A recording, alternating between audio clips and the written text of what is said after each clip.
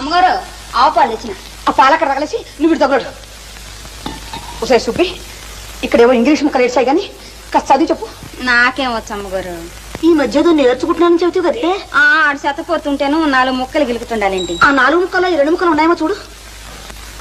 MY my అంటే నా యొక్క, నా అని కూడా అనొచ్చులేండి. DEAR డీర్ అంటే దుప్పండి. జింకలో లేడు దుప్పులు ఉండవండి, ఆ దుప్పి. దుప్పే? నీ మొహం ఎవరైనా నా దుప్పి అని రాసుకుంటారే? అది కాదండి, డియర్ అండి. డియర్ అంటే అంటే నాకు సిగ్గేస్తుందండి. ఓసి నీ సిగ్గు తట్టుబంట్ల గాను త్వరగా చెప్పి చావే. అంటే ప్రేమించుకునేటప్పుడు ఇంగ్లీష్లో అనుకునే మాటలండి. అంటే నాథానా? అబ్బే కాదండి, ప్రాణేశానా? అవన్నీ పాతకాలపు మాటలండి. ఇప్పుడు వాటిని ఎవ్వరూ ఆడటం లేదు. మరైతే ఏమిటి చెప్పవే?